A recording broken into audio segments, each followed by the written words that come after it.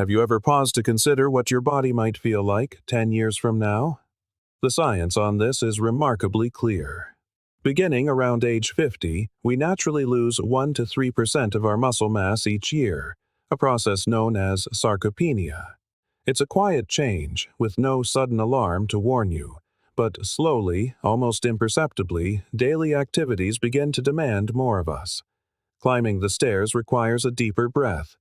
Lifting your grandchildren feels a little heavier, and rising from a chair is no longer the effortless motion it once was. This loss of strength and independence happens in whispers, until one day it roars. Millions of people arrive in their 60s, 70s, and beyond, wishing they had done just a little more, a little sooner. The good news is, you can. You don't need a gym membership or elaborate equipment. Just 3 fundamental exercises, practiced at home, can be the key to maintaining your strength, your balance, and your confidence. In our time together, I will guide you through a movement to fortify your upper body, a core stability exercise to protect your back, and a lower body movement to keep your legs powerful and steady. This entire routine can be completed in just a few minutes a day, no matter your current fitness level. We will also explore how to adapt each exercise if you're navigating joint pain, stiffness, or rebuilding your strength. Before we begin, we'd love to know who is joining us. Feel free to share your name and where you're watching from in the comments below. Our first exercise, the push-up, reclaiming strength, 1 rep at a time. If you wish to remain strong, independent, and pain-free as you age, you must continue to use the muscles that matter most, especially those in your chest, shoulders, arms, and core.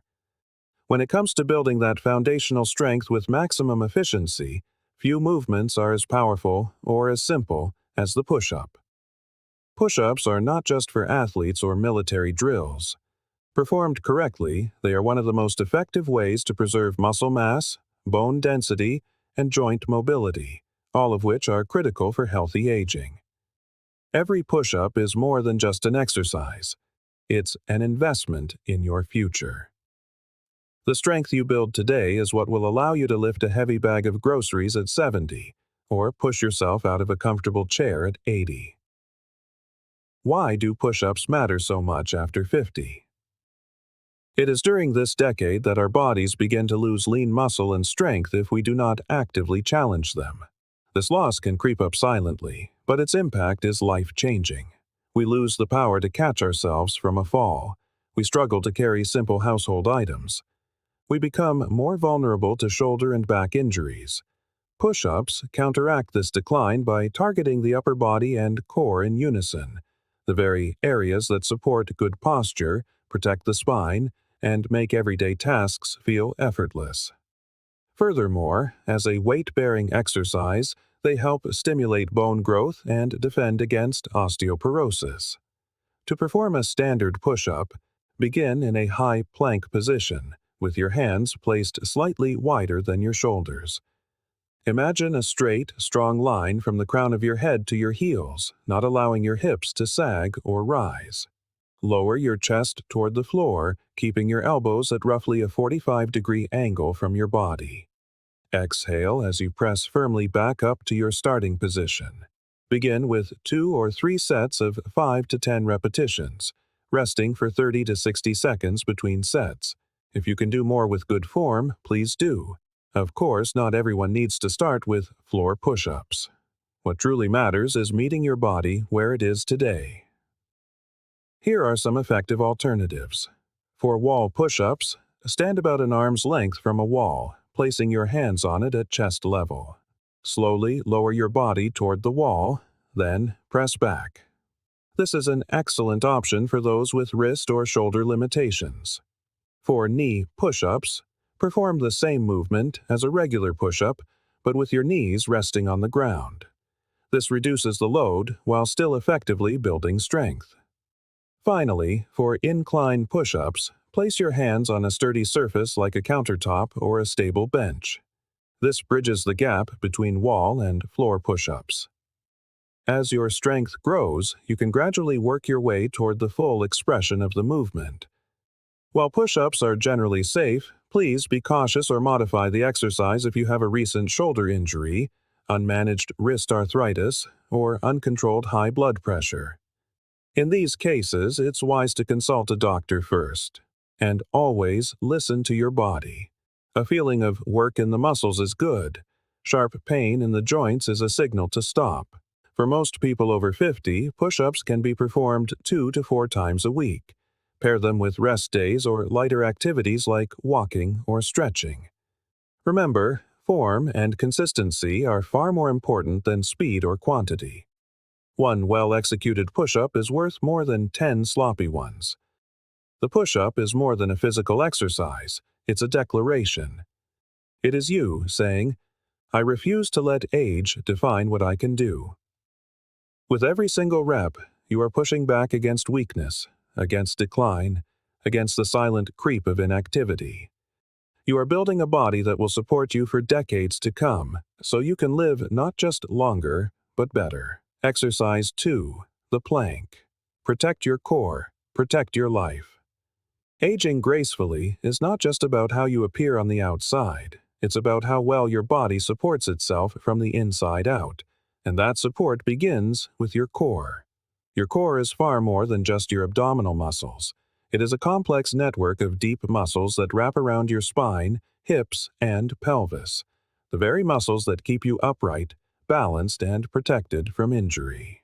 That is why our next movement, the plank, is one of the most powerful tools for staying strong, steady, and self-reliant. If your arms and legs are the tools you use to interact with the world, your core is the unshakable foundation upon which everything is built. Without a stable base, even the strongest tools become ineffective. After the age of 50, many people begin to experience lower back pain, especially after standing or walking for extended periods. They notice their posture changing, with shoulders rounding forward, and they feel a subtle decline in their balance, increasing the risk of a fall.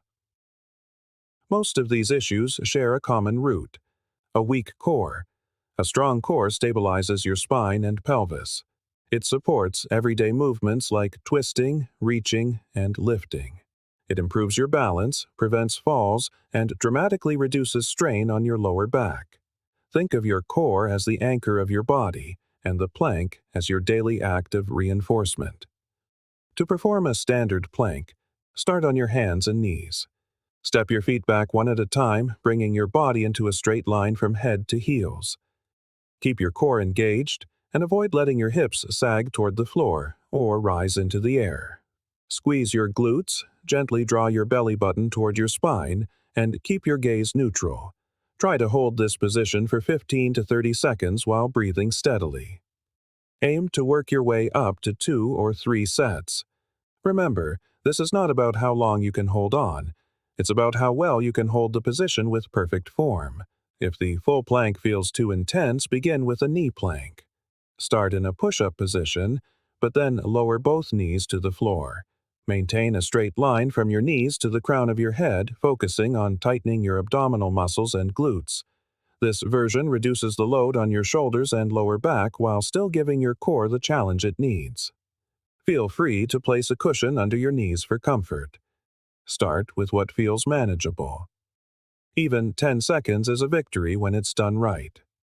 The plank is safe for most, but please use caution if you have active low back pain, have recently had abdominal surgery, or find it difficult to maintain proper spinal alignment. Always prioritize form over ego. A shorter, cleaner hold is far more beneficial than a longer one with poor alignment. Planks can be done 3 to 5 times per week. You can even add them to your morning or evening routine. It takes less than a minute, but it builds a lifetime of protection. The plank is not a flashy exercise. It is still. It is steady. But that is its power. It teaches stillness with strength, control under pressure, and a deep confidence in your own foundation. You might shake, you might sweat, but every second you hold the plank, you are holding on to your power, your ability to move through life without the fear of falling, pain, or fragility. You are reinforcing the very structure that carries you every single day. Exercise 3. The squat. Strength for the legs that carry your life. If one movement could define independence, it would be the squat. From getting out of a chair, to climbing a flight of stairs, to picking something up from the floor, your legs do the heavy lifting of life. As we age, these simple movements can become a challenge, not because of age itself, but because of a loss of leg strength. That is why the squat is not just an exercise, it is a life skill. Every squat you perform today is a step toward walking confidently tomorrow. It is how you build the strength, stability, and power to continue living life on your own terms. Starting in our 50s, we begin to lose muscle mass in the large muscles of our lower body, the glutes, hamstrings, quadriceps, and calves. This is not about aesthetics, it is about function. Weak legs can lead to difficulty standing up from a low chair or toilet, an increased risk of falls, a slower walking speed, and joint pain from muscle imbalances. Squats counteract all of this. They strengthen the entire lower body, improve joint stability in the knees and hips, boost balance and mobility, and even enhance circulation and bone density. You are not just working your legs, you are future-proofing your movement. To perform a basic bodyweight squat, stand with your feet about shoulder-width apart, with your toes turned slightly outward. Engage your core and keep your chest lifted. Begin the movement by pushing your hips back and bending your knees, as if you were about to sit in a chair behind you. Lower yourself as far as is comfortable while keeping your heels firmly on the ground. Then, push through your heels to return to a standing position. Start with the 2 or 3 sets of 8 to 12 repetitions with a brief rest in between. As a tip, focus on keeping your knees aligned with your toes and avoid letting them collapse inward. If a standard squat feels unstable, begin with a chair squat. Stand in front of a sturdy chair with your feet shoulder-width apart. Lower yourself slowly, under full control, until your glutes lightly tap the chair. Without sitting down, immediately push back up to a standing position. This variation reduces pressure on the joints while training the exact same muscles. Over time, you might try squatting a little deeper, or using the chair only as a safety backup. While squats are safe for most, be mindful if you have severe knee arthritis, a recent knee replacement, or unaddressed hip or lower back issues. If you feel unsteady, simply hold on to a wall or countertop for balance. It is not about the depth of your squat, it is about control and consistency. Squats can be performed 2 to 4 times per week. You will know you are getting stronger when standing up feels easier, when your steps feel more powerful, and when you feel more stable on uneven ground. The squat is not just a gym move. It is a fundamental human move. It is the movement that allows you to stand up and to keep standing up in life. It allows you to play with your grandchildren, to travel, to garden, to live with confidence in your body rather than in fear of what it can no longer do.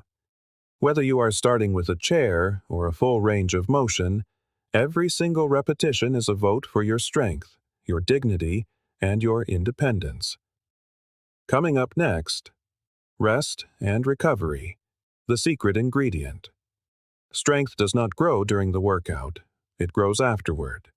That is why rest and recovery are as vital as the exercises themselves. When you challenge your muscles, you create tiny, healthy tears in the muscle fibers. Your body requires rest, sleep, and proper nutrition to repair those fibers and rebuild them stronger than before. For adults over 50, it is especially important to take at least 1 rest day between strength workouts. Stretch gently after you exercise to reduce stiffness and aim for 7 to 8 hours of quality sleep each night to support muscle repair. And remember the difference between soreness and pain. Soreness is a sign of progress. Pain is a signal to rest. Rest is not a pause in your progress, it is the progress. A balanced routine of effort and recovery is how you stay active, mobile, and strong for life. And finally, nutrition, the fuel for your strength. Exercise builds the structure, but nutrition fuels the process. After 50, Prioritize lean protein to maintain muscle, calcium and vitamin D to protect your bones, and anti-inflammatory foods like berries and leafy vegetables to ease joint pain. And of course, drink plenty of water. Eat to support your strength, not just your weight, because your energy tomorrow depends on the fuel you choose today. Aging is inevitable, but decline is optional. With just these 3 simple exercises, push-ups, planks, and squats, you are building the strength to move freely, live independently, and age with confidence. You are not just exercising, you are protecting your spine, powering your legs, and stabilizing your core. You are declaring that your health matters and that your future is worth fighting for. It doesn't take hours in a gym. It starts with a few minutes, a bit of consistency, and the belief that you still have so much life to live and to live well. So start today. Start small. Stay with it. And most importantly, do not wait until you have lost the ability to realize how powerful you still are. We invite you to share in the comments. Which exercise challenged you the most? And what will you commit to this week? Let's build a stronger future together.